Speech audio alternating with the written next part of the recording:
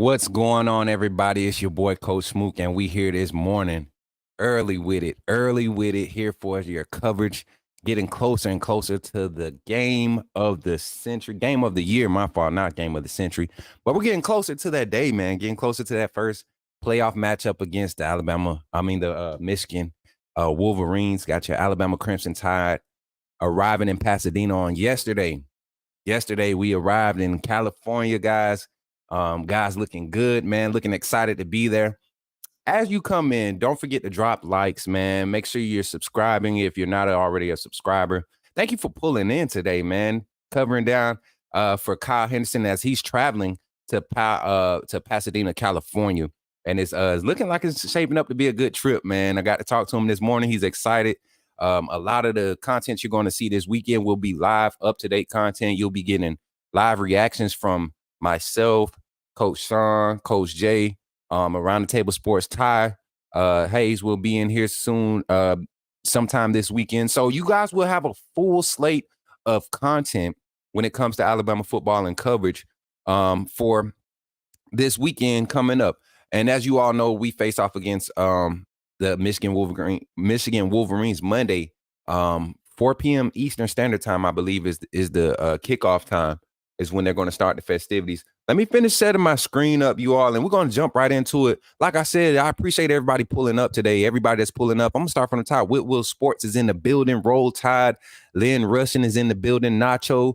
Benjamin Mathis, High Power TV, one of our longtime members, Travelpreneur Sports Podcast. Appreciate you for pulling up, man.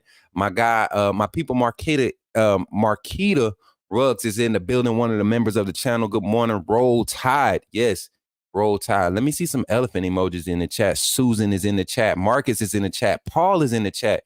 John is in the chat. Menace. Stam, what's good? How you doing? Welcome to the chat. Roll Tide.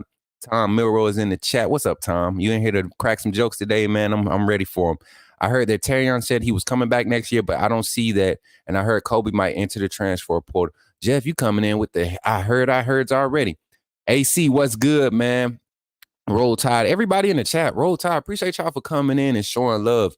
And it's already time to get ready for it, y'all. This bowl season, this playoffs is so important for the future of Alabama football.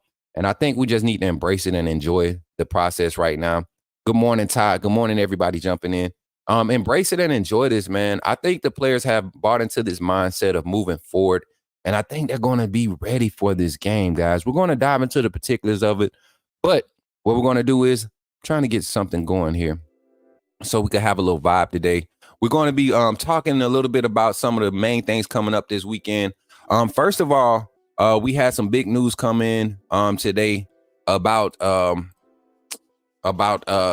team showing up yesterday, and some familiar faces, some new faces is with the team today. And everybody, LT Overton is with the team. He's in California. He landed with the team. Reports are saying that they saw him in some of the media events. They've been everything's good. He's already enrolled at the University of Alabama. I haven't got any firm confirmation, but when you see a certain message going across a few platforms, it's kind of hard to deviate from it. So I'm gonna depend on my other Alabama outlets that put forth good content, put forth good media releases and information. Going to rely on them to run with that. But yeah, a few pictures of the guys arriving yesterday. This is gonna be a good weekend for our guys, man. I honestly feel like this team this year is on a different vibe, man. They just, the brotherhood. Terrion Arnold, one of my favorite players of the season so far.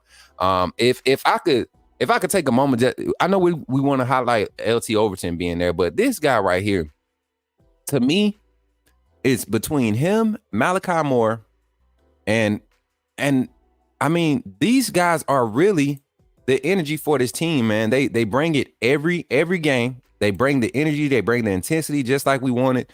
I mean, between Malachi Moore and Terrion Arnold, I'm so glad that they are here this year. Like somebody said, Terrion is being projected to go first round, not even late first round. He's getting high first round grades. So I'm excited to see where these next two games. Well, I'm expecting two more games, being that we're going to beat Michigan and then go to the national championship and win that one. But I expect the next two games to be very big for Terry and Arnold as far as his decision as his future, as if he's going to come back next year because he is eligible for the draft this year, and also just to see where he possibly might do if he comes back, man. To see him as the clear cut leader of that defensive back group next year with Caleb Downs coming back as a true second year senior. You know, we like to call Caleb Downs our second year, first year senior because he's not playing like a true freshman. But this guy here, Aaron Arnold, man, hats off to you. Me, Coach Sean, Coach Jay, Kyle, even Ty. You know, Ty, when we were doing podcasts on another network, myself, he, and former Alabama DB Daquan Menzie were spot on when we were talking about how this guy looked early in the season against Texas, how solid he played against Texas, and the adversity he fought through since last season to come into this season and just be the dog that he is. I'm excited to see his future, man. And yeah, Tom, definitely good to have Caleb. So today, like I said, LT Overton is in California with the team. He got off the plane with the team. I mean, they're doing all the events. I don't think he'll be available for media because he's not officially, like, he's on the team, but he's not there. You know what I'm saying? He's not on the roster for this season. But it's going to be exciting to see how this guy comes in and gets integrated with that defensive front next season, going into spring ball and seeing what it looks like for his future here at Bama. Because if we get at anywhere from 60 to 70% of what he was able to do at A&M, I think we're in good shape. So I don't know, guys. Tell me what your thoughts is having LT Overton finally join the roster. I mean, it's just excitement, man, to see that recruiting class that we was able to lock in for this class, to see us still be in the transfer portal, competing for offensive linemen. This is a good time to be Alabama. This is a good time to be an Alabama fan, to be at Alabama, to be a part of this university. There's a lot of great things going on for the university, guys. So it's a good vibe. So moving on though. Share your thoughts and your comments about LT Overton pulling up. I was hoping my guy AJ pull up this morning, man. I really want AJ to pull up. We had some good dialogue outside of the podcast, man. Cool guy. Very funny. I will say that. But let's talk about this today also. We have the media schedule for the Alabama Crimson Tide. Let me see if I can get it maximized for y'all. Zoom in a little bit over here. All right, so today, let's see. Let's present this screen here. Window.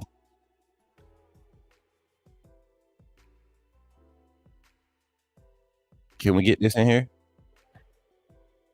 Okay, we good. All right, so here we go. Let's talk about this media schedule for today. I mean, for this week. The guys are here. They're already in Pasadena, like you said. They arrived, like we said, they arrived yesterday. This week they'll be going through regular week prep as far as practices. They starting them today because that will put them basically in line for what they would be doing if they were playing on a Saturday. So today would be your integration practice. Tomorrow, Thursday, Friday, and Saturday will be like your game planning, game implementation practices. And then Sunday will be basically your walkthrough. And Monday, y'all already know what time it is Monday. But this is the media schedule. This is what Coach Saban was talking about in his interviews about having guys locked in, ready to be focused and deal with the external factors, because you really can't control the fact that players have obligations. So today you'll see the official event. Any big bowl games, they have official events where both teams are welcomed by some of the big name sponsors and big name organizations that are that pay into this playoffs, into all the bowl games, all of that stuff. But that's all you'll see. And they're down there, they over there in Disneyland, man, having a good time. Tomorrow we'll get into all the interviews. What you all will be looking forward to is most of the Alabama stuff, but we will have a lot of this information available and be able to, dialogue about Michigan, their defensive guys. They're going to have Mentor, who's probably one of their key guys on the defensive side, be in there. So I'm definitely curious to see what he has to say about the matchup coming up against Alabama. And you all know most of these programs, they teach their guys to be professional, be respectful, understand what the competition consists of, be respectful, and just let it be that. Um, so uh then we got our own very own Tommy Reese, Alabama, the offensive media, the offensive side. Tommy Reese will be out there with Tyler Booker, Isaiah Bond, J.C. Latham, Jace McClellan, and Jalen Miro. I'm ready to hear how Jace is feeling. I know a lot of us have been having questions about that. Jalen Miro also, man, just his whole energy coming into this game. I think he made a comment about how inconsistent he was against Georgia. Probably a little bit more attentive and probably a little bit more assertive in practice these last few weeks while they've had time off with his personal workouts. Probably, if I know Miro and the things he displayed this season alone as a leader, but not only as a leader or a player on the team, but just as a person in general, he demands his level of demand and standard on himself is higher than what even us as fans and Coach Saban as his coach sets on him. So, yeah, man, what bowl is Coach Prime coaching this year? Let's leave Coach Prime alone, man. It's out of focus. What about now? Is it better, guys? Is everything better now? Can y'all see that better? Let me know. Let me know. Let me know. I zoomed in a little bit more. Y'all let me know if y'all can see it better. Y'all gonna stop the disrespect I'm getting. Hey, Bold, you can't come to Obama Network and think you're not gonna get no clap back, man. You come in saying crazy stuff about Colorado. I think they won how many games this year? And I'm proud of Deion Sanders what he was able to do, but I don't think his method is going to last long. That's just my personal opinion, and I love Deion Sanders, my third favorite player of all time in any sport. You got Kobe, you got Mike, then you got prime time for me. But yeah, so got Alabama, Tyler Booker. I'm ready to see. Y'all know Tyler Booker's gonna bring it. Hasio 24 with the 999 super chat. Some funds for the coverage of the team on the other side of the US. Roll Tide. Kyler definitely appreciate you. We appreciate you for your super chats, man. Gonna help our brother make sure he having a good time out there. Big time. I don't think y'all realize what y'all are tuned into every day when you see Kyle Henderson on this platform. And he's been, gracious enough to bring me along for the ride, man, and teach me. So, yeah, I appreciate it. So, yeah, J.C. Latham, haven't heard much from him when it came to the interviews this year, maybe once or twice this year. Ready to see what he has to say. It's Isaiah Bonds, silent killer, Mr. Gravedigger himself. You know what I'm saying? I'm excited. Mr. Agent Bond 007 himself. And that's at 9:15, 10 a.m. And I think these are all Pacific Standard Times. So, anytime these are going on, we should be live around these times. And I'll be trying to tap Colin, Sean Colin, if he's available. We'll be me, Coach J, Coach Sean, we'll be working around the clock to get y'all all the coverage, man. And then Friday, you got defensive side, you got offensive from Michigan. I'm ready to see. I'm surprised they don't have Connor Stallions up here. Was anybody excited to see Connor Stallions? Anybody else was excited? But we got some names. We got the star receiver and Roman Wilson going to be pulling up for Michigan on Friday. JJ McCarthy, their starting QB, ready to see what how he's feeling. And their offensive coordinator, Mr. Sharon Moore, hasn't done anything to impress me as far as play calling style, but and what he has to work with. Haven't seen them really be tested this whole season except for against Ohio State, and they really couldn't do anything special to open my eyes then. But it is what it is, man. We got some good guys coming up there, but this is what I'm ready to see. Kevin Steele. We haven't been able to hear from Kevin Steele and Tommy Reese since the beginning of the season, since before the season kicked off. Glad we were able to make it to this point in the season and postseason to be in the playoffs. Hear from Kevin Steele, and I mean, just to see what the mentality is, to see what he's preaching in that locker room. I'm pretty sure it's generally centered around toughness, mental toughness, the Bama standard, intensity, physicality, those nature. But I'm pretty sure this week coming up against a team like Michigan, who hasn't put much on film all year to our standards or to our liking, I'm pretty sure Kevin Steele, T. Rob, Freddie Roach, Michael Balla, I mean, I can't remember if his first name Michael Balla. It's Robert Balla. I don't know why I gave that man a whole nother name. I done renamed the coaches at the Bama at the university. But the I'm just curious to see what the message is. And I believe this staff right now, the way this team has been playing, especially defensively, I believe that message is focus, mental focus for 60 minutes. And not even then, but mental focus for every 2.5 hour of practice session. I think each team is getting their own facilities, but practice time is being, worked around because they're using professional teams' facilities. I know that Alabama is using um, the soccer team that's there in California. They're using their facilities for practice. And then I think Rose Bowl walkthrough. What day do they get to go and walk through? It's not on here, but that's gonna be cool. Friday to see these guys come up for the offensive side. Um, I mean for the defensive side. Uh, and that's what day.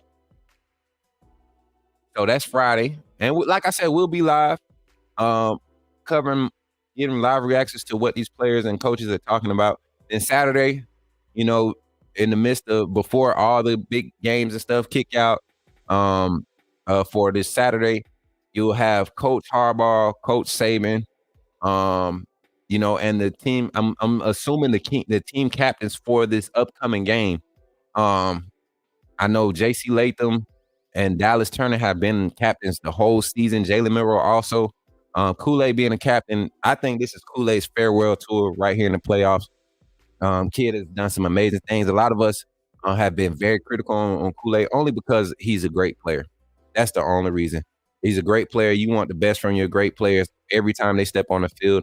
And that's all we want from Kool-Aid at the end of the day.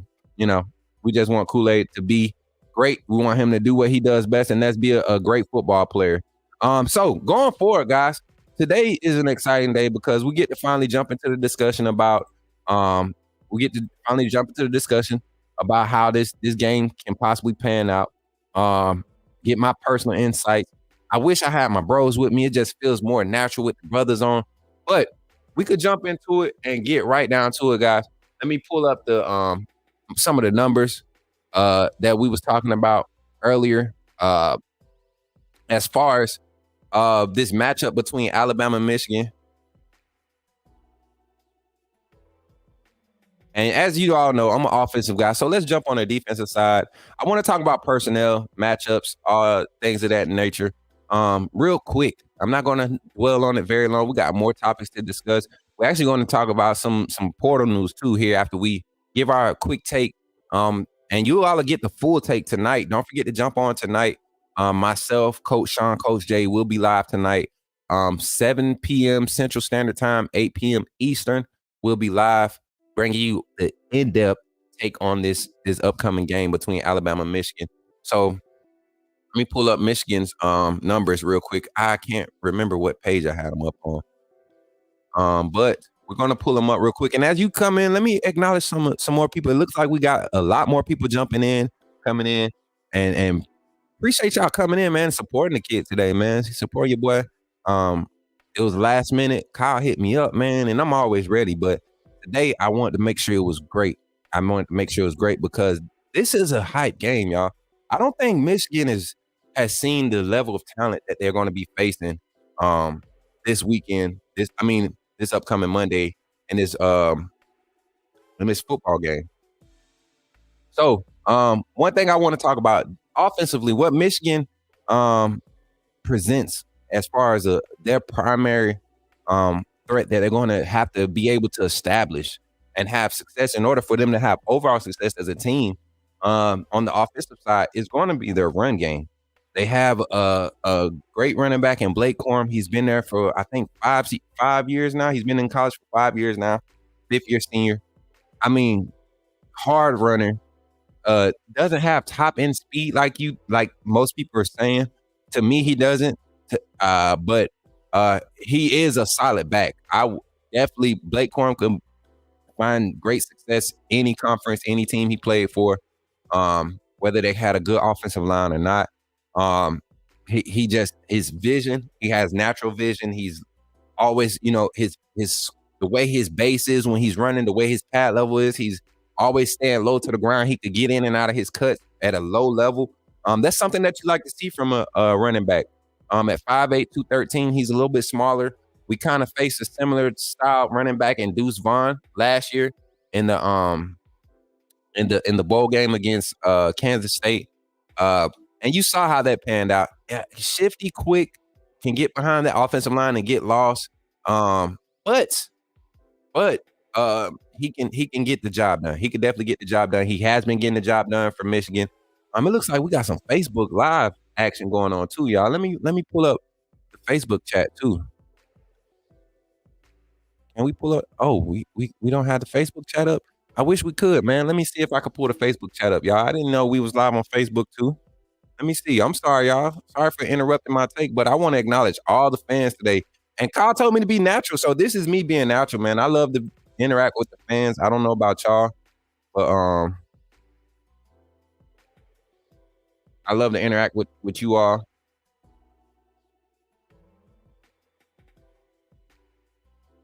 Okay, it's giving me issues. Don't worry about it.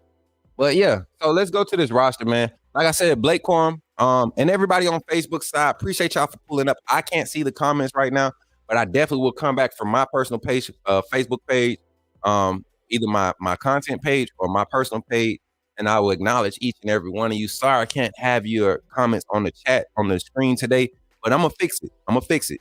I'm gonna fix it, and we're gonna get it done. All right. But yeah, so yeah, I already talked about Blake Corum, the running back. Wide receiver wise, everybody likes to talk about Roman Wilson, but they have another wide receiver in Frederick Moore. He's a freshman. He's very deceptive. He's fast. The kid, I don't know why their offensive coordinator hasn't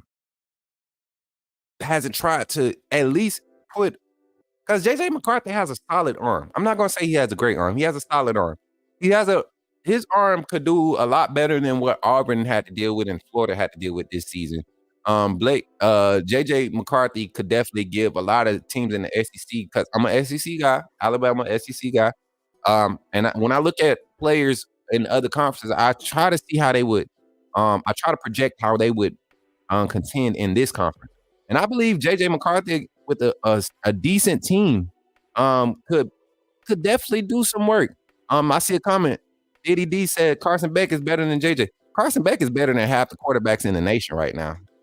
I know we have Bama fans that hate on Georgia, but if you really look at what Carson Beck does from a progression standpoint, it's not very many right now in college football that do it on his level.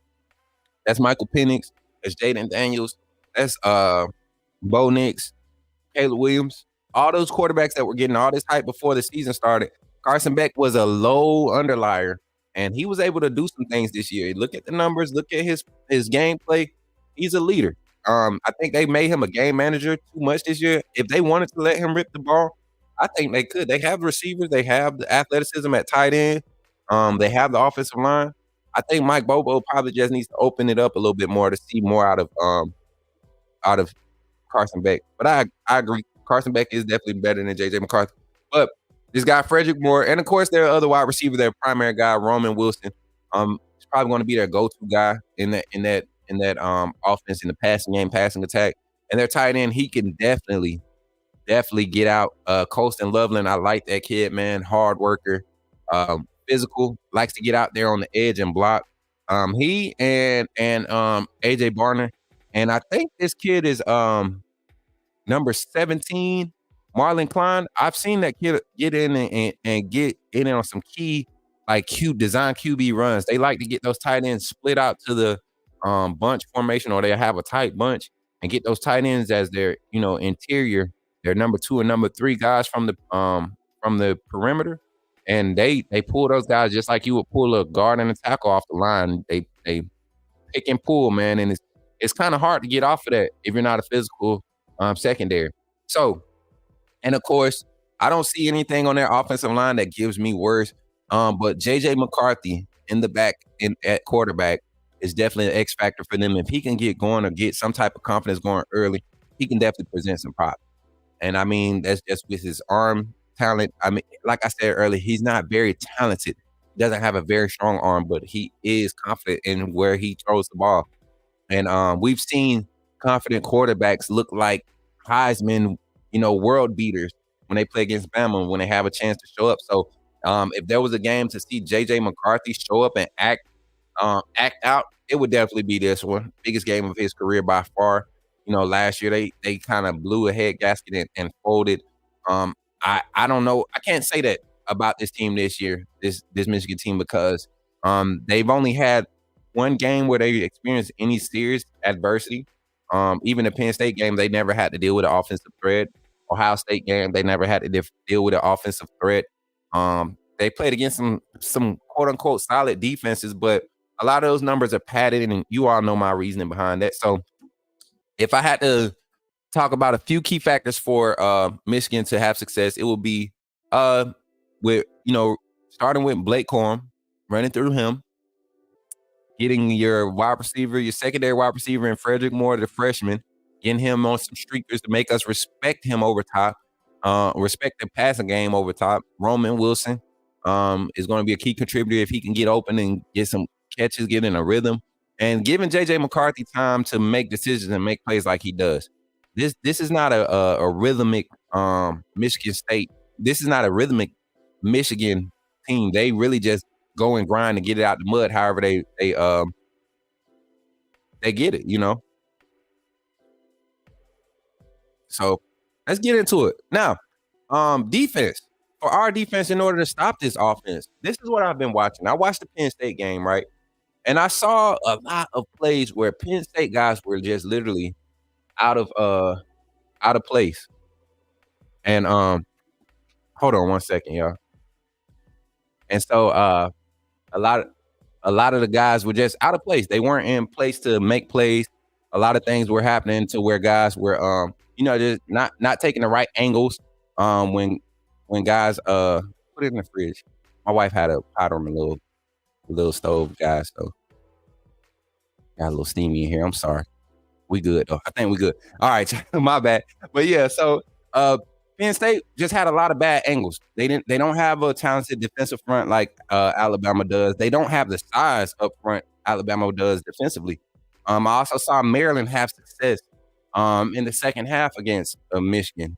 And Michigan is Michigan is not a trash team. And when Michigan fans come in here and they say we're not giving them credit, we're actually giving you credit for what you do. And that's not very much. Michigan is not a team that you turn on Saturdays. No point in time this year did you turn on a Michigan game and be like, man, this offense is explosive. And you can go look at some of the scores, 40 points here, a 39-point here. But look at the other team's offenses.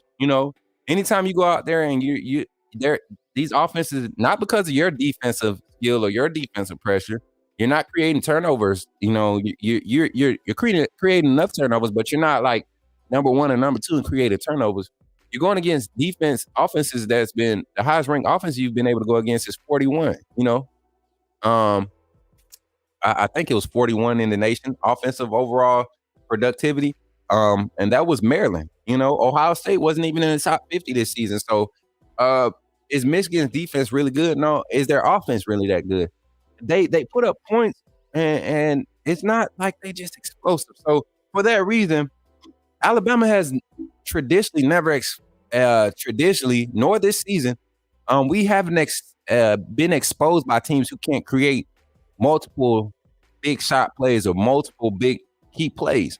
I like to take the Texas game, for example. We have 14 points taken off the board, correct?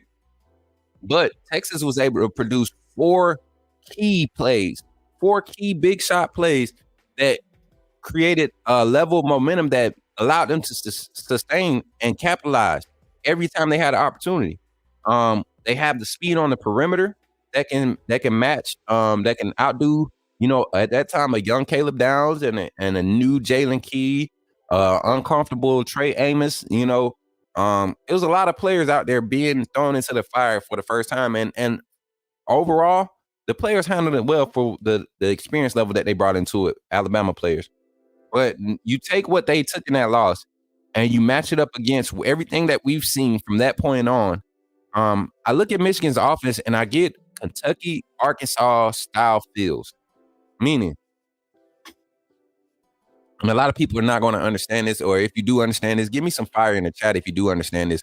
Meaning, not necessarily that they're going to run the same offense as Kentucky, or they're going to run the same offense as Arkansas, but what they have available as far as skill sets and what they want to do as far as creating matchups, they do similar things. Arkansas built their game off of the quarterback run game and the run game and the quarterback extended run game.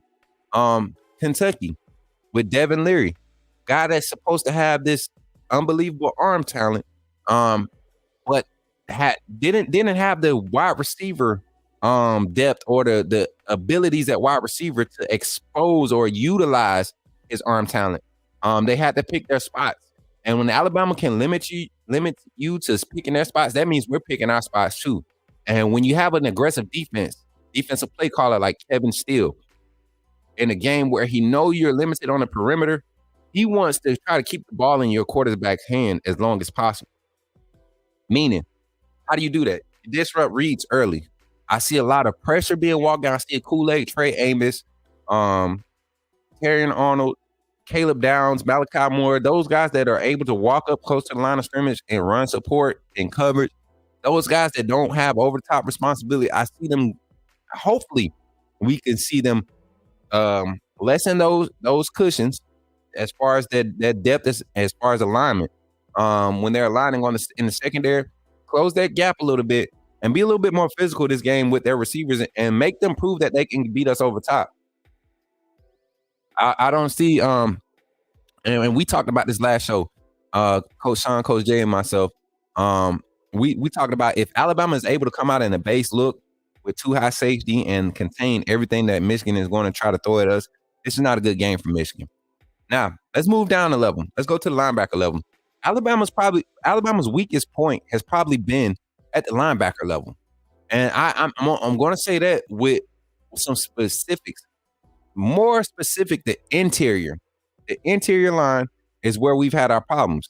And I think this season we've seen actual growth and progression from this group of players.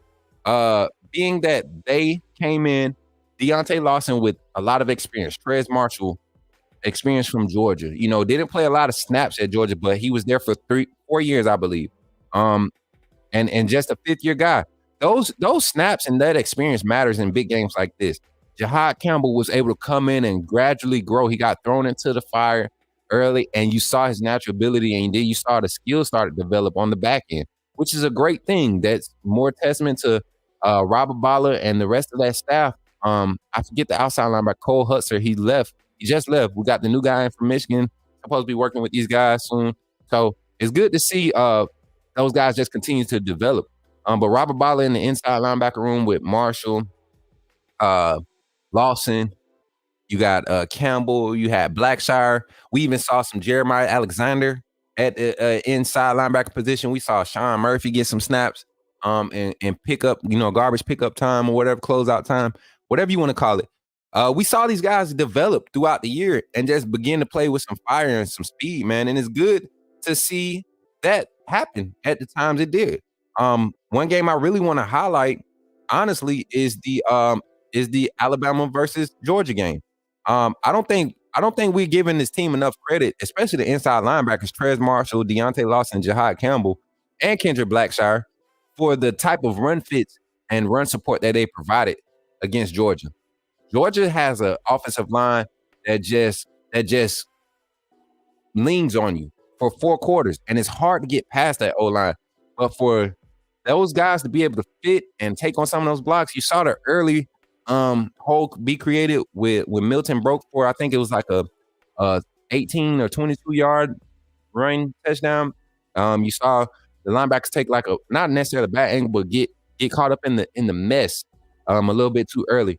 And then you saw the adjustments. Coach Saban made a one formation adjustment, and from that point on, we controlled the rest of the game. Alabama has the ability to present the same type of effectiveness against Michigan. Michigan doesn't have the speed to get to the perimeter like Georgia does, nor does Michigan have the wide receivers or tight ends that are going to challenge us on the same level as Georgia did. So if we're just talking about just recent showings of what teams can do, I think Iowa's defense had some success with the lack of athletic ability. The highest rated player on Iowa's defense right now is one of their defensive tackles, and he's projected to go second round in the draft. And he was a 4-star coming out of high school.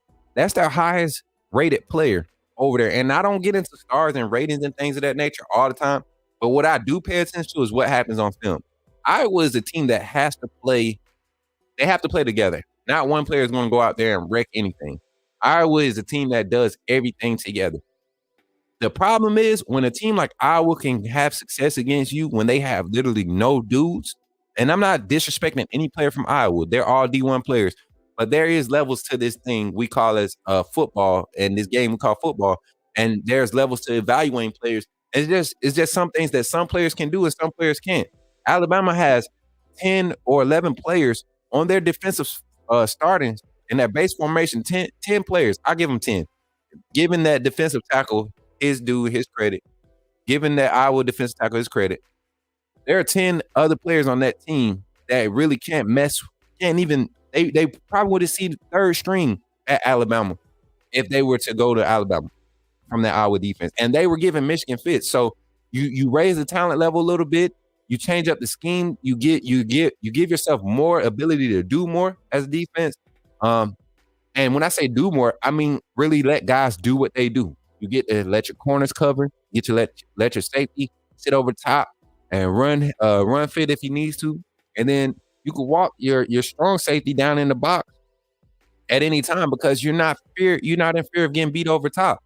So until Michigan proves that, I think this Bama defense, the game is heavily in their hands. And it starts in that middle linebacker area, making the right calls. I know there's going to be some misdirection plays trying to be thrown at. Eye discipline is going to be key for the likes of Trez Marshall. He did such a great job playing cleanup, taking away the back cut, the cutbacks for the running backs on those lanes when Georgia was trying to, extend. They were running stretch plays to the left, and you could see Milton and Edwards, they could not cut back because Marshall's discipline and Boydby usually plays the weak side. So their discipline on the edge and that backside, the cutting that off is immaculate in that Georgia game. And if they can bring that same energy to this Michigan game, we can see some great things. Let me get into the comments, man. I see y'all going at it. Let's see. We must got Michigan fans in here. Let's see. Let's go up. You didn't beat all 4 of those teams, though. What are you talking about? Michigan's schedule was a joke. 4 of the teams Bama played is still in the top 15. Say something. This is the thing, and let's jump on this debate for a second. All my Michigan fans, let's start up the comments. I'm a comment here real quick. Michigan debate starting here. We got 5. We're gonna take 5 minutes for this debate. And honestly, I can do something for y'all today. I'm gonna do something for y'all real quick.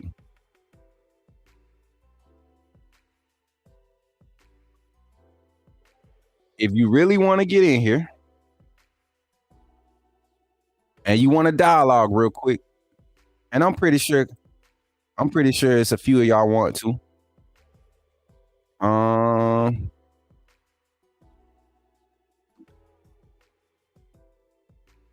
So what we'll do is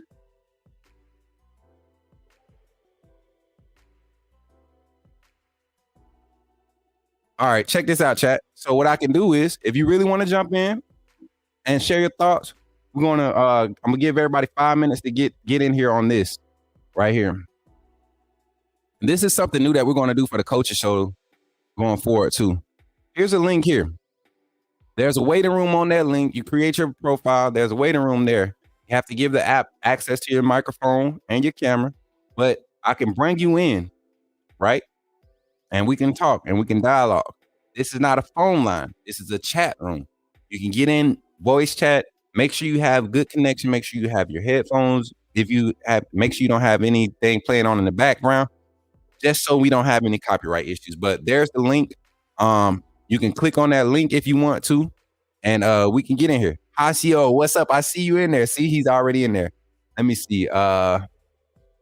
Osio, so if you go in and coach's show waiting, if you click on that room and join it and you want to talk, I can pull you in after that.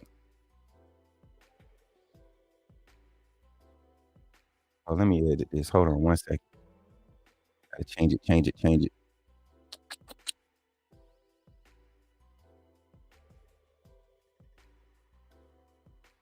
Uh,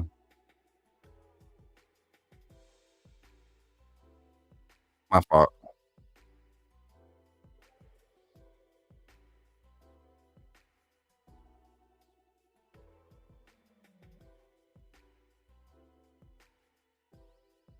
All right. And then boom.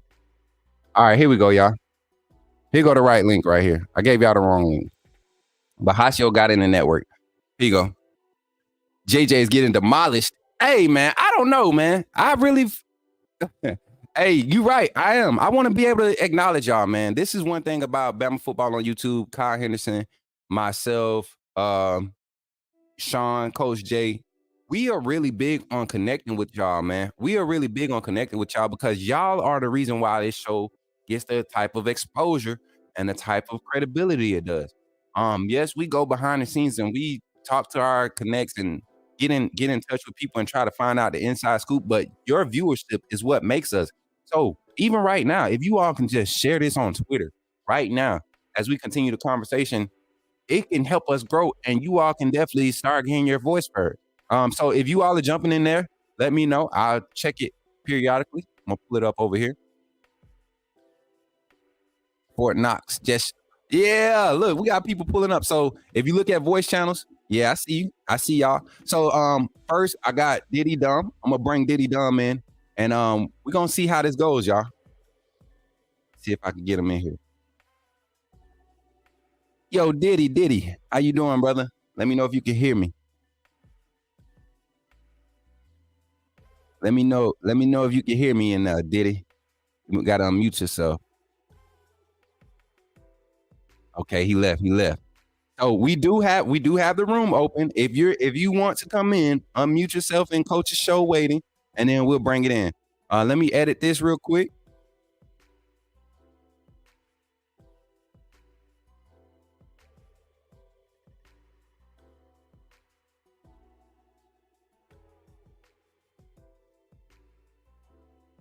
And I know y'all hear that music. We vibing today, y'all. This is a good show.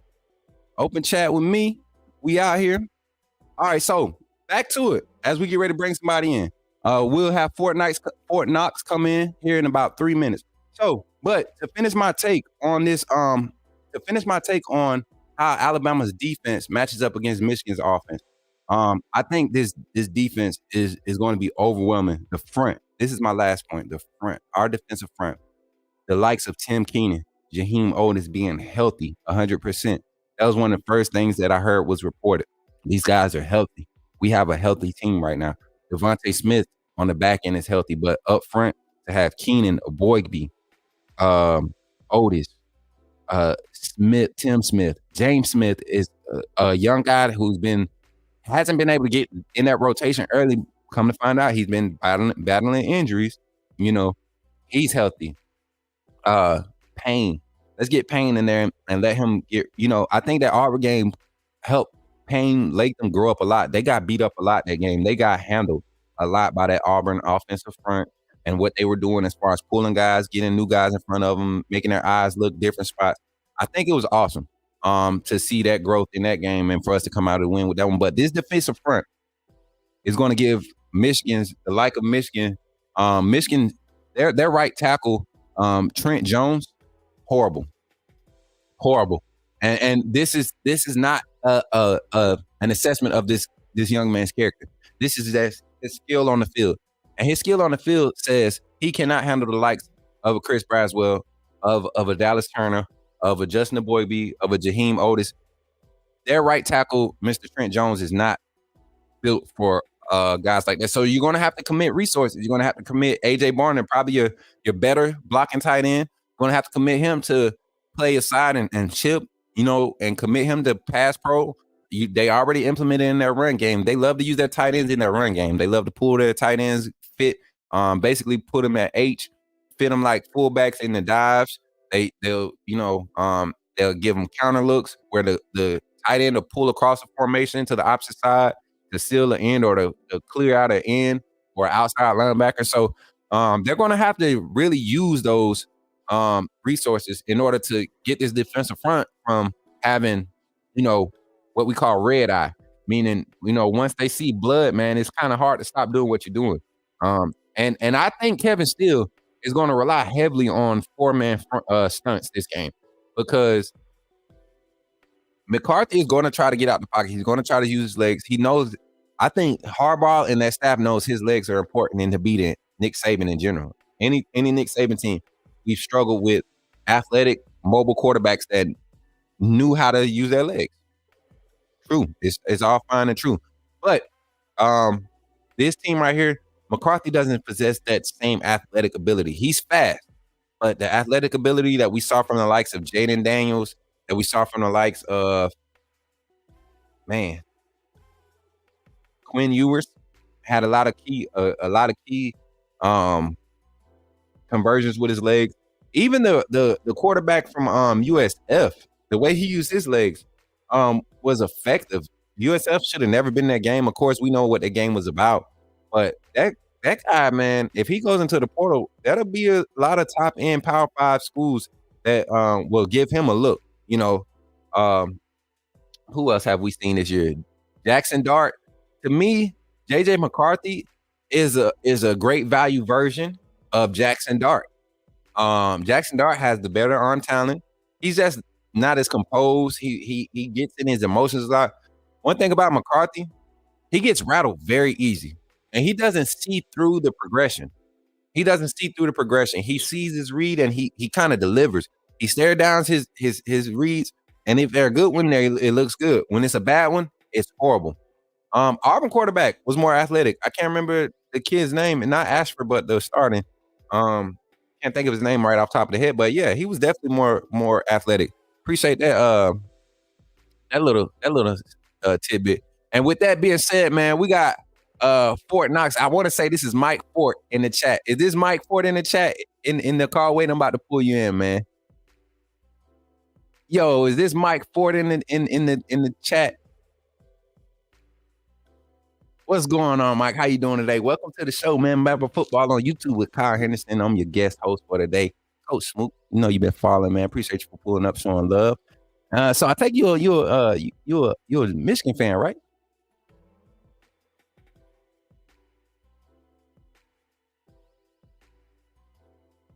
Okay, that's what I'm talking about, baby. Hey, well, give me your thoughts, man, and I'm gonna do something different. I'm gonna take the back seat and I'm gonna be quiet. Y'all can't hear him? Hold on 1 second. Can y'all hear him? Hold on. Here we go. Hold on. They saying they can't hear you. Can y'all hear him now?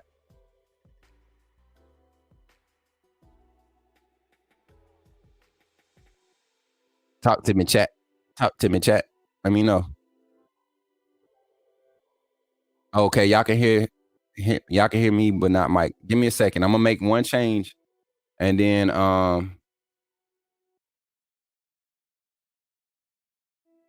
here we go. What about now, chat? Can y'all hear him now? I sound like a Verizon guy. Mike, check uno dos. But nah, hey, as we get ready, Mike, go ahead and keep talking, man. I'm gonna see if I can get it tuned in. Okay, so I have us at winning 27-24. I think it's going to be a low-scoring game no matter what. I mean, the idea that anybody's going to get 40 on the other, it's crazy. Both these teams have really great defenses. And I'm not going to argue Trente, his actual name is Trente Jones. In 2022, he was our starting right tackle, and he was a lot better. And then he got injured, and he hasn't quite gotten back up in 2023.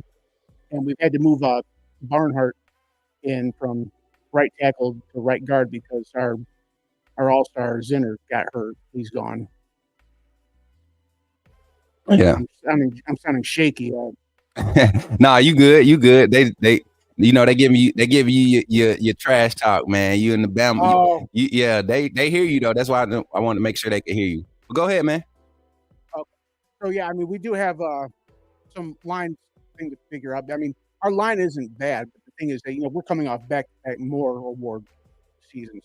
So the fact that our line is falling short of spectacular that has been the last couple of years, a little bit of a concern for us. But I think we can hold up against Alabama's front seven. Now, I'm not saying you don't have studs there. I mean, you got what eight? I think 18 5 stars. So it's not like we're going to treat this game like we're going to roll over because we're the number one team in the nation according to the committee. So we're going to treat this like a fluff game. No, I mean, there. I think most Michigan fans respect Alabama, and most of the guys I know talk to say this is a close game. It's the other side. I hear a lot of Alabama guys saying, "Oh, Bama by 40, Bama by 50." Yeah. You can't play up in the North. And they mentioned TCU last year when McCarthy threw 2 pick sixes and the ref took away a touchdown off a terrible call. That kind of dug us into a 21-point hole that we couldn't get out of. I mean, and I'm on record right now. I think our secondary is better than yours, especially because when I saw in the SEC championship game, Carson Beck hit so many guys, including McKinstry, right in the hands. They couldn't catch one. I mean, our defensive backs actually catch interceptions, so I think that's where we get the gold star over Alabama on the defense. Okay. I won't give y'all the edge in the secondary, and I'm gonna tell you this reason why. No offense other than Maryland and even Ohio State with their horrible quarterback play, they exposed that Michigan secondary badly, especially in the middle.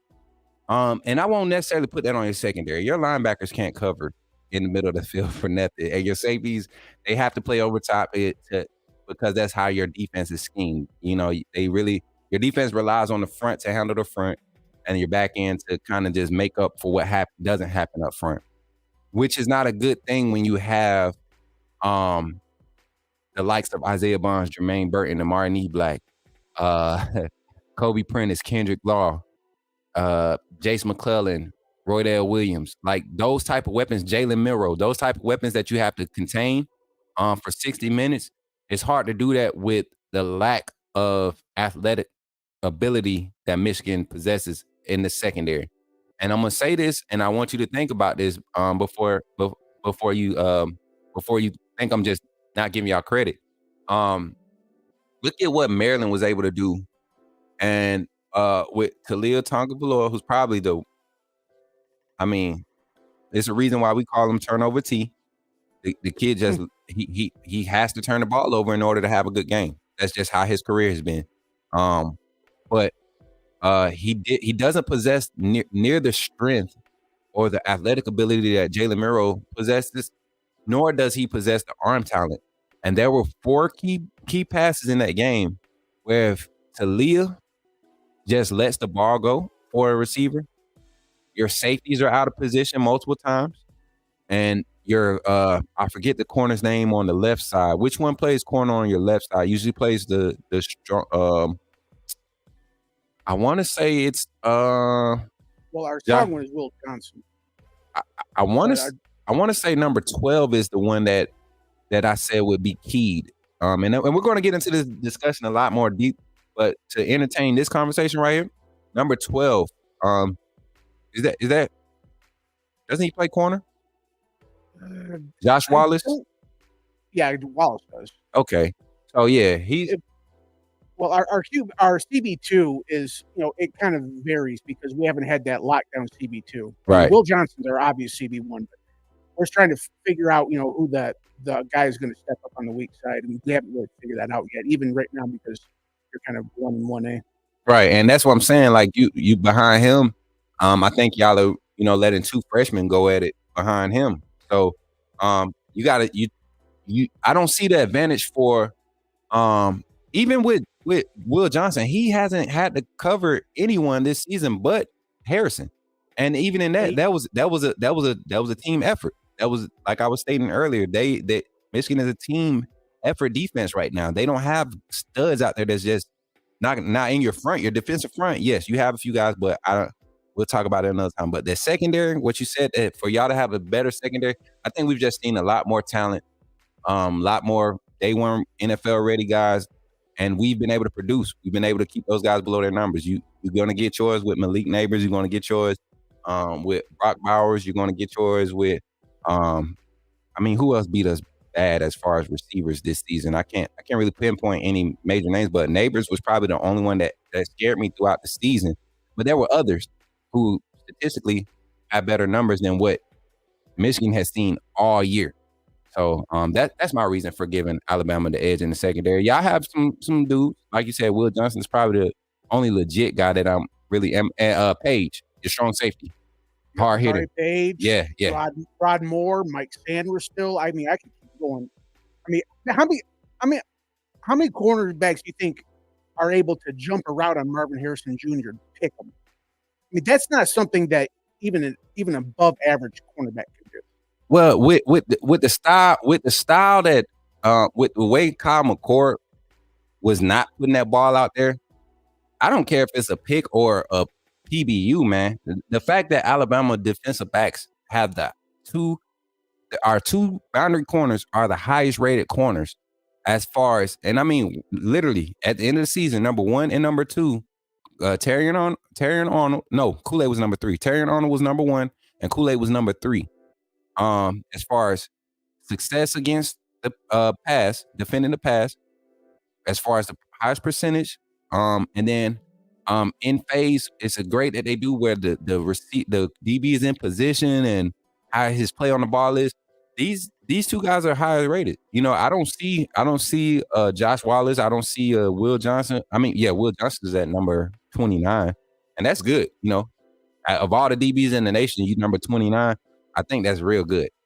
So, I just don't see it, man. I just don't see it. But Mike, you was my first in chat caller or whatever in chat talk. I appreciate you for pulling up, man. I don't want to extend this too long. We want to try to keep the show short, but tomorrow going to be doing the same thing. So you got the link. You're part of the network now. You're part of the server. You could jump in at any time. We're on the show. And when we open it up, we'll just drag you in if you got something to say, man. I just might do that. Hey, appreciate you, man. Roll Tide, man. Go Blue. Yes, sir. Hey, much love, everybody. Hey, we're going to get Mike up out of here, man. Hey, how did y'all like that, y'all? How did y'all like that? Let me know. Diddy, you trying to get in? I got time for one more. We can go about one more. We'll go about 5 minutes. Let me know if you're trying to get in. Mike, appreciate you for pulling up, man. That was fun, man. Much love, bro. Hey, Daquan, you say he tripping. Hey, this a GOAT right here, Mike. This my brother, but this one of the Alabama GOATs, man. Y'all already, all you gotta do is turn on a game tape from when Menzie and them boys was at Alabama, man. That 2011 season. That was a crazy season, dog. That was a crazy season. But yeah, so Diddy, you ready? Let's get it. I'm about to pull Diddy in. He's going to be my second one in for today. Got him in. Let me know if you can hear me, Diddy. You got to unmute yourself. And we're going to let him talk, man. We're going to let him talk. I believe Diddy is a Bama fan. I want to say, Diddy, you a Bama fan? Yeah, come on, man. Unmute yourself. Let me know how you feeling. Let me know what your take is on this game, how you feeling about this game, and where do you see the mismatches? Diddy, what's up, brother? Mike, check. Can you hear me, brother? Yeah, we can hear you now. What's up, man? What's up? It's kind of low on my end. Let me get the headphones in. Yeah, there. And while he's doing that, y'all, don't forget to run the likes up. Make sure y'all run the likes up and make sure y'all sharing this, man. This is big. I don't think we've done it on this level. I know Kyle does the phone lines. This is how we're going to do it. Coach's show is going to do it. And y'all might be able to do it with Kyle. And it's a lot of the older viewers that aren't, savvy, tech savvy. This is an easy process. And I'm pretty sure everybody that's joining in, I can tell you how easy it is. You literally click the link when we post it. It'll walk you through it. You create the account. If you got an email address, you know how you remember your email and all that stuff. Download this app and just leave yourself logged in. Coach Smook Network is live and lively. We have the live game day chat in there. Myself, Coach Jay, Coach Sean, we're in there every game, every Alabama game, talking Bama football, giving live reactions. We're fans. We're fans in there. We're not coaches in there. We're fans, okay? So when you come in there, it's fun. It gets intense, and you got to have some tough skin because people get in their emotions sometimes. But we're fans. We're like brothers and sisters. When we get mad, mom and dad hear us arguing. What they do? They put us in timeout. We come back. We still eat dinner together. All that good stuff. So we're here on that part. But yeah, Diddy, what's good, brother? Can you hear me good What now? up, coach? What up, coach? You can hear me? Yeah, I can hear you. All right, cool. I just wanted to talk about, I'm interested in your opinion with when they come out in 12 personnel, because we've been playing nickel defense. Nickel defense been our base defense basically the whole year, just because that's how teams normally just play football nowadays. They at least have a slot. They at least have 3 wide receivers out. You know, they throw the ball mostly. So I wanted to ask you, who do you think we played this year that compares the most to Michigan? I think you would probably say Georgia mostly, but still with them, they didn't come out in a lot of 12 personnel, you know. So I think our base defense can't be nickel, just because there's no point of having 4 different DBs, out there on the field when they're just trying to ground and pound the ball. So I was interested in your opinion on that. So this is my take on it. Now against Georgia, the reason I don't believe we saw a lot of 12 personnel is one, Brock Bowers was injured, and I think Georgia wanted to formation wise, they wanted us to spread out. They wanted smaller guys on the field to try to use the run game, and this is why I said it was so important for Alabama in the front. The fact that we were able to contain Georgia's run game with 6 in the box changed the whole spectrum of the game. It changed the whole outlook on Mike Bobo and Georgia's offensive approach. So honestly, and base nickel, you have 5 DBs. I heard you say 4. I know you meant 5. You have your two boundary corners. You have your star, and you have your 2 safeties over top. With the type of star players that we have, and mind you, this is a Alabama defensive now on the secondary side where you have 3 guys playing multiple positions: Malachi Moore, Caleb Downs, and Terrion Arnold. The fact that you could put your base personnel with those 3 guys already out there in there, Trey Amos sliding out to boundary, Arnold in that star, and Malachi and Downs over top with Kool-Aid at the other boundary. That's like a pick your poison type of formation. Because if they give you 12 personnel on the left side, but they give you your double wide, you don't have to run Kool-Aid to the strong side. I mean, twins right. You don't have to run Kool-Aid to the strong side. Kool-Aid gets to stay boundary and play boundary on the tight end side, on the opposite side by itself. And you get to walk a safety in Malachi Moore or Caleb Downs into the box to cover that number 2 or number 3 receiver. You get what I'm saying? Yeah. So with that being said, base nickel is probably your best personnel for this game if they're going to run a lot of their 12. But if it starts to get heavy, Alabama has a 40 front. We got a heavy nickel. Exactly. You bring your extra linebacker in.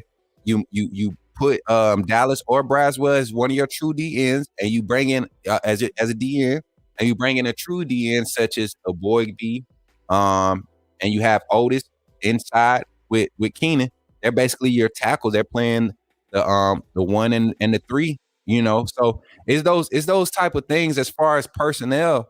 I don't think it really matters formation wise, but it's the personnel that's going to be the difference maker. Because me personally, Michigan's front is going to have to win with us having 6 in the box in order for them to have any type of success. And if we were able to contain Georgia and the type of backs that they present, I think Edwards is a better back than Blake Corum. I think Milton is a better back than Edwards. And I think they have better receivers. So the interesting thing, because I just rewatched the Georgia game yesterday, Georgia did a lot of horizontal runs, which is really interesting. They tried some runs in the inside between the tackles, but mostly their runs were horizontal, which I feel really good about us on that aspect, because our corners, our safeties, they come up and they hit, and then our linebackers are too athletic to do that. Yep. I wish I would have saw Georgia running the inside a little bit more because that's what I think Michigan's gonna do. But I think genuinely just trying to have the mindset of running between the tackles against Alabama or just in general, it's just very clogged. Yeah. So if you try to do that, it's kind of like it's basically you're doing it, but you're not really doing anything. You're like, okay, I just hope he breaks Right. one run, if that makes sense. Right. So, and like we said, today's college football is all about getting to the sides. But like we said, like we're too athletic to be on the side. So I'm really trying to look at because I play defense in college Right. football. So I try to look at things in the defense aspect. And defensively, I really can't see how we could really get caught. Not trying to have bias because I feel like our safeties and our corners are good enough to man up on the outside. I'll play man the whole damn Me too. the whole game. I'll play man up the whole game. See what they do with that. If they beat us on one play, cool. I'll still keep running that man, and I'll just have everybody in the box, just like that. And one thing too with JJ that I want to say, because one of my best friends, dad played at Michigan, so we always chat about him and all that stuff. I don't know if you remember in the TCU game, I think it was the first drive. It was a pick six. JJ tried to throw throw to the hashes. Yeah. I think it was like a corner route or out route or something like that. And the corner broke on it. And I caught and I looked at him and I told him he didn't think that corner was gonna break that fast. Mm-hmm. And people are really talking about the speed of imitating on Milrow and we got to put whoever that guy is, Orgy, that quarterback, watch his speed or whatever. But they really need to be watching out for that speed on that defense because that's something you can't imitate, and that's something you can't find enough guys to play sound, aggressive, bump and run. And that fast, because think about it, in the Big Ten, those guys aren't breaking on the ball like our guys are breaking on the ball. So if we're playing man to man and JJ thinks he can fit something in there, and he can't obviously because the guys are too fast and they move quicker on the ball and they attack the ball faster, that's a turnover. Mm-hmm. That little mistake is a turnover, and that's the biggest thing where I think is where it's going to catch them because you can't imitate that. Like you haven't played a game this season, in my opinion. Because probably Penn State and Ohio State have the best secondary in the Big Ten that they played, but neither of those guys are even starting over offense. Neither. And that's what I wanted to get to, man. The thing is, and this is no slight towards any players on opposing rosters, but there are levels to this evaluation thing, and some things you just can't deny. And when you talk about breaking speed, it's guys like who aren't even listed as starters against a quarterback like JJ McCarthy. They would shine, and I'm talking about Christian Story over top. The way Christian Story breaks on the ball from the hash is so instinctive. Caleb Downs, go look at the pick Caleb Downs had against Texas A&M when he jumped the route. He came from the opposite hash to clear the other hash, like 4 yards past the other hash that he had to cross and jump that ball. And I mean, had enough ability and instinctiveness to catch the ball, secure the ball, not just go for the tackle, but to secure the ball. And then Caleb was locking down Brock. He was locking down Brock. And the thing was, it wasn't even about him locking down Brock. His assignment was to stay underneath Brock and be disruptive. And he literally did that every time Brock became his assignment. I think Caleb did a better job playing his underneath assignment better than Malachi Moore did, because Malachi Moore was mostly dependent on the width part of his game. Mm-hmm. People don't pay attention. Malachi Moore, he covers with width. He doesn't cover off natural ability. Caleb Downs is covering off of natural ability right now and pure IQ. You know what I'm saying? And that's what I agree. And that's the most interesting thing about Malachi Moore, because he's obviously been balling since a freshman. Yeah. Right. And he's so versatile, right? He does everything really well. Right. But there's not one thing that I can say he does the best, you And know. But I respect him enough as a player to say, okay, he's gonna have a play, but I'm waiting for that like breakout. I'm waiting for that, that breakout or that so moment. I'm If gonna that makes disagree sense. with you before we get off here. I'm gonna disagree with you because when you're talking about jumping the behind the line of scrimmage passing, nobody does it better and Caleb does great. But the way Malachi does it, go look at the Texas game. Go look at the Ole Miss game. Go look at Mississippi State game. Go look at the Texas A&M game. I guess this is what I mean for the start position. For instance, Yeah. He's very versatile when he plays the safety, but he also plays the star, right? Mm-hmm. I'm looking for more of a Brian Branch. What Brian Branch was doing as the star. But like he gives me, even outside of that, he gives me Malachi Moore gives me Xavier McKinney type vibes, man. Okay. You get what I'm saying? And it was a lot of times. And one thing about Malachi that I've seen this year in downfield coverage as the season is went along, he's gotten a lot more comfortable because I feel like, unlike Xavier McKinney, he's not having to worry about everybody else doing their job around him and making up for other people's assignments. So now, like the Brock Byers missed the pick he should have had against Georgia when Caleb Downs was underneath and Malachi Moore was over top. It used to be times where Moore would have been on Bowers and somehow or another, because of not being confident in people around him or scheme, Pete Golden, play calling, whatever. There's been times where you would have two guys on a Brock Bowers and somehow or another Brock Bowers is still open, because of alignment, because of leverage. So this year, what I've seen from Malachi, ever since the Texas game, and I'm going to say ever since the Texas game, because to me, he was the best DB in the Texas game by far. He was the best DB. He isn't trying to do everything by himself. He's doing his job and allowing other guys and trusting other guys to do their job. And when they have hiccups, it's because literally somebody else around him is not doing their job. And when it is his fault, you could see him trying to make up and fix it in the play. You get what I'm saying? You could tell. And nobody had you never see anybody in Malachi's face when he messes up because he knows. You get what I'm saying? And that type of talent is different, bro. Nah, I agree. The last two things, I know you got to go. Yeah. With the Malachi thing, even though I said that comment, I do feel like he is one of the most important pieces. Yeah. It's because obviously he's been in those games. He's been doing this obviously since he first got there. So he can coach him up. He can tell him, you know what I mean? And I feel like he does a lot for the defense in general. The last point I wanted to say was also with that man-to-man fact that I was telling you about playing man-to-man and just straight balling the whole game. I feel real confident in us doing that because, listen, that's how we play our defense, number one. And these guys been doing it since they stepped on the field. Kool-Aid been playing man-to-man in national championship games against George Pickens. Mm-hmm. You know what I mean? Roman Wilson ain't no George Pickens. Right. So my thing is, like, I feel real, like, I just hope we rock the man the whole game. Just let them ball. And with JJ, I feel like if things don't go his way, if he throw a pick or something go bad, it's gonna get ugly.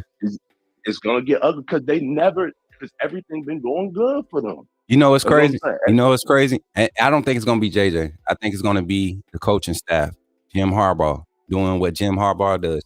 Anytime he gets challenged or he has to get thrown off of his schedule, he gets very uncharacteristic. He's not a very good rebounder. And he doesn't have the athleticism or the talent on this team to allow them to beat us with talent. I agree. And this is for Michigan fans and Alabama fans. We never can be counted out. Mm-mm. And when we're down, we've been down double digits. We've been down a possession and a touchdown. And we still managed to come back. So nothing in this game can happen where I just lose confidence. If that makes sense. And that's all. Yeah, man. For sure, bro. Hey, appreciate you coming through, man. Hey, roll tide. I appreciate it. Yeah, hey, I'm telling you, this is gonna be a game changer, man. I'm gonna make sure that we implement this on every show going forward. And that's for everybody in the chat, man. Y'all want to get in here and start sharing your thoughts. Myself and the coaches, we have already been discussing this. We was trying to find a way to get you all more involved and get y'all in here talking, man. We want to hear your voice. We want to hear your comments. I know it's hard to get in there and type and reply to the wretches. We got wretches in the chat, but it's fun to get in here and get y'all voice on the air. And this is gonna be good content, man. To hear some of y'all insights, and I love it, man. Appreciate you, brother. Hey, I appreciate it. Thank you. Take it easy, man. Roll Tide. All right, bro. Roll Tide. For sure, man. Hey, y'all, that is crazy. Y'all, it's crazy. Y'all just don't know. This ain't a dream come true for me. This just blows my mind every time people come in, show love, do things like that, come in, actually want to talk football with me, the little guy. But yeah, so before we get out of here, we got about 10 more minutes before we get out of here, guys. Let's talk about some buzz that's in the news right now, as far as transfer portal. Let me see. I'm pulling it up now. Who we got? They got two big names right now that we want to talk about when it comes to the transfer portal and recruits and all of that. Right now, Evan Stewart and Damani Jackson. I don't think you guys understand how big of a get with Evan Stewart would be if we was able to lure him to Alabama. He was definitely an Alabama kid.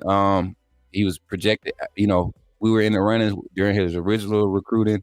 Man, the kid will be coming in as a junior next year. That means he'll be part of that class with Kendrick Law, Isaiah Bonds, Kobe Prentice. And Evan Stewart. That's a four horseman group right there. And then you got the likes of Malik Benson coming back. More than likely, you got who else did I not say? Jalen Hale. You got Ryan Williams coming in. Rico Scott is on campus. Jerron Hamilton is there. Young guy. Nobody's talking about him because he just hasn't had the snaps. He hasn't got the playing time. But, man, you talk about talent in that wide receiver room. To add a guy like Evan Stewart, and let's look at his stats, man. 38 receptions for 514 yards. Not crazy stats, but the quarterback he had there, he playing for Jimbo Fisher. Let's go to the games. I know he had a solid game against us. Him and Terrion were battling. He got 2 out of his 3 catches on Kool-Aid. I think this was the game where we kind of started really seeing Terrion be that dude. But wasn't getting the targets, man. He wasn't getting targets like he was the year before. Can we go back to the previous year? I want to see. We'll talk about it on the show tonight. Oh, yeah, let's go to 2022.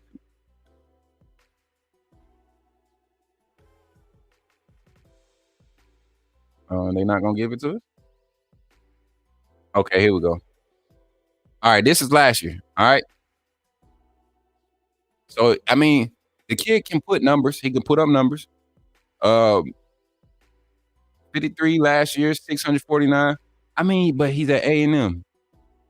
Still, almost 600 yards with 20 less receptions this year. This kid could be. Y'all have seen him. Y'all have seen him against Arnold. Y'all seen him against Kool-Aid. Y'all seen him light us up. It would be a great addition to have Evan Stewart. No questions asked.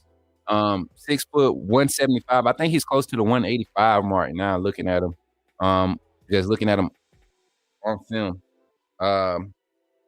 I'm excited. I'm excited to do what we have to do so we can get this kid. I would love to see him.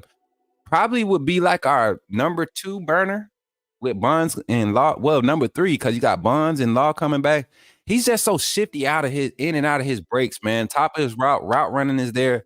And that's why I was saying, and I know this is about Evan Stewart, but that's what made me start really seeing Terrion Arnold for what he is. Because I saw Evan Stewart in high school, a lot of 7-on-7 passing leagues and things of that nature. And the kid is just a baller, He can go up and get it too. 6 foot, 175. He can go up and get it for his size. Like I said, I think he's close to 185, smart. A&M put a little bit of muscle on him. But yeah, I don't know. And Skip, you say he's not coming, but they said the same thing about Burton. We had a lot of young talent who came in with Burton, unproven talent. I think this year is set up for him. I think it's set up for him. Benson comes back. Benson might be, man, don't say that. Don't chat. Don't crucify me. This is all hypothetical. I don't control what these kids are going to do or how they do it, or you know what I'm saying? But listen to me, and I had to come to the bigger screen so y'all can hear me. This kid, Malik Benson, great talent. I think he's coming on late. Sort of similar to what happened with Ja'Cory Brooks last year. We didn't see a lot of Brooks until late in the season. Benson is having the same type of season that Brooks had last year. I'm curious to see Benson. Is he going to stay around before they change the transfer rule, or is he going to go ahead and hit the portal and try to see if he can be a primary receiver somewhere else? Because if Evan Stewart comes, Benson won't be our primary receiver. You'll have Isaiah Bonds, you'll have Kendrick Law, you'll have Kobe Prentice, you'll have Evan Stewart, you'll have Malik Benson, you'll have Jalen Hale, you have Jaron Hamilton. And this year we saw Tommy Rees use 7 receivers in his rotations consistently.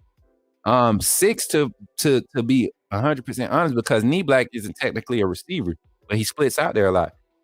This year we've seen Burton, Benson, Bonds, Law, Prentice, Hale, Knee Black. Am I missing a receiver? If I'm missing a receiver, y'all let me know. And I'm talking about like in primary stats. I haven't seen Ja'Cory Brooks in primary stats. None of that. The Tide is hungry. Here we go. 1999 super chat from our guy Damian W. Appreciate that, man. Roll Tide. He says the Tide is hungry. 30 days to prepare and peaking at the end of the season. Oh man, good luck, Michigan. Roll Tide. We're gonna talk about that tonight, man. Tommy Rees. Tommy Rees is a dude, man. I think people have quieted that noise of doubting him. All right, so we talked about Evan Stewart, where he would be if we can get him. Damani Jackson. Jack on. I said Jack on. Let's look at him. This kid, we wanted him out of high school too. And a lot of these top end DBs, man. We were already looking at these guys early on. Now, Damani Jackson coming from a defense that plays no defense. There's no such thing as defense at USC. We all know that. I mean, nothing impressive pops off the books, you know, when you look at him. 3 pass deflections, nothing impressive. Nothing impressive because they just were not a defensive team.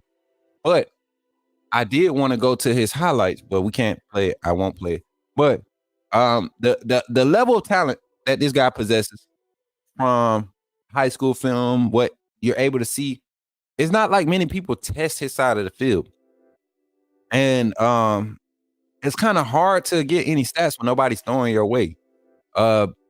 Colorado literally went away from Damani Jackson's side. Shedeur Sanders literally went away from Damani Jackson's side. Also, the Notre Dame game. You didn't see him get tested a lot in the Notre Dame game, but you know, they couldn't tackle, man. They couldn't tackle. So I'm curious to see if Alabama makes a push for this kid.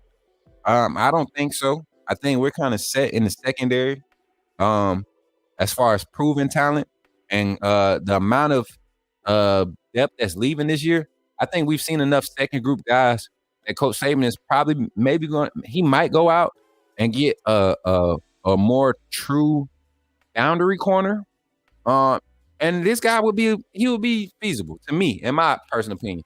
He's very fluent in his drops, his back pedal. Diagnosis plays at a rate that, like I said, if you watch film from this year, it's kind of hard to evaluate this kid. Nobody on that USC defensive side played with any type of serious energy, any type of get up, any type of intensity. It was more so of just offense. Lincoln Riley has that program in shambles right now. So we're going to see this mass exodus of players. It's going to be interesting to see where this kid lands. I'm excited, man. I'm honestly excited about what this postseason is presenting for us as a fan base. We don't get a lot of energy building up to the for the past 2 or 3 years. We've been getting a lot of energy build up to the postseason. Even last year when we missed the playoffs, it was a lot of energy because of recruiting and transfer portal. So appreciative for that. But if you had to guess, chat, as we get out of here, if you had to guess where Evan Stewart is going, high power. You know I'm a big Benson guy. I was on Benson the day when he had just signed to Alabama and he was out there running routes for Bryce Young. The type of route running he displayed on that day, even though it was on air, it's just you could tell when guys work on their craft. And he is definitely one of our late bloomers. Hopefully he sticks it out, man. But you never know in this day and age. Now, my personal hope for Benson, he sticks around. He's the leader for that group next year. Bring in Evan Stewart. He could be your solid number 2, number 3 guy. I think he's your number 3 guy. And be able to play that slot where him and Kendrick Law can rotate and do damage. And then Kobe Prentice to have his opportunity at the Z playing behind Bonds. And I mean, a solid 5-6 man rotation is what successful Alabama offenses have been able to see in the past the past years with national championship. And the running back room is going to continue to get deeper. Riley signing on signing day, early signing day was big for us, getting him to be a part of this class because now that secures us, Jason McClellan, I believe, is out the door. Roydell Williams can come back, but I believe he can go out the door. He may not be a day one guy, but Roydell Williams will be a multi-contract guy on the next level. So bringing guys like Evan Stewart in would not hurt the room. It'll just be the mentality of those guys, and they could benefit from it with him coming in. Evan Stewart only has 1 year left. For a guy like Kobe Prentice, he can come back and be the Devontae Smith of the next group of young guys. He'll have Jalen Hale behind him, Ryan Williams, Rico Scott. That'll be the year we'll have what's his name coming on campus too. The 2025 receiver. Oh, that was Ryan Williams. I'm sorry. I'm tripping. But Rico Scott, all those guys will be in the year. Kobe Prentice could come back as a 4th year, his senior year, which I think would be good for him and Kendrick Law. Kendrick Law, guys like that, you let them come back. They'll be like the Smitty and Guado was for when they came back their senior year. And have a healthy season, they'll be top draft picks, just like the rest of the guys before them. So it's a good plan. It's set up good.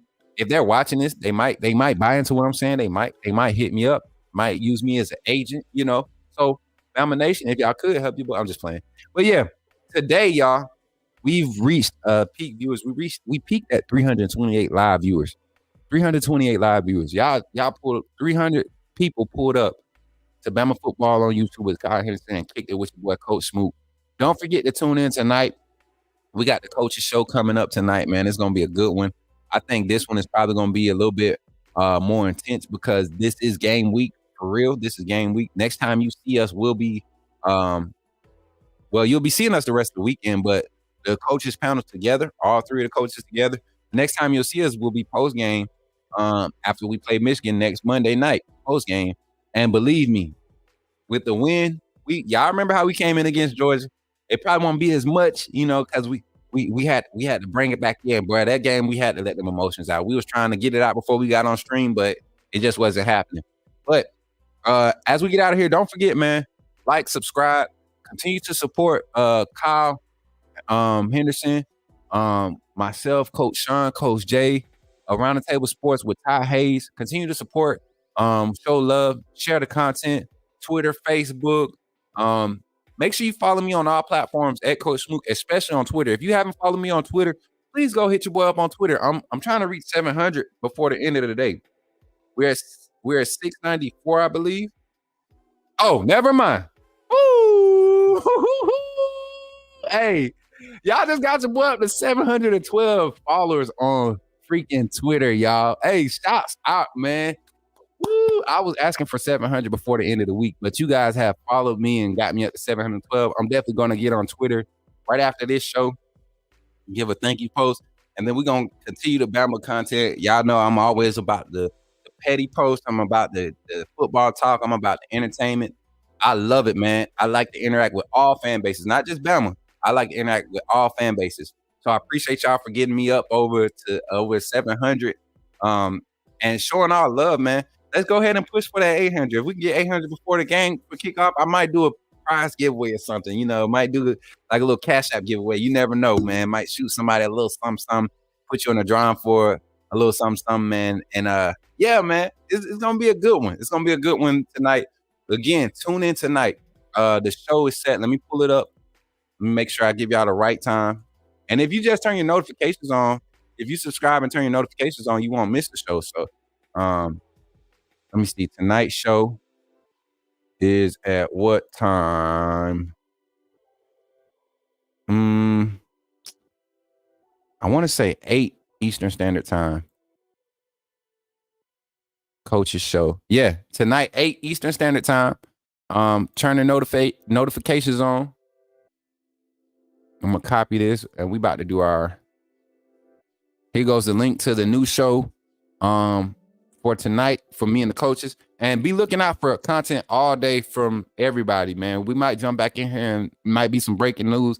Might be some breaking news coming here in the next hour. I'm telling y'all. Alabama coach Saban, they're not done on the recruiting trail or recruiting in general. So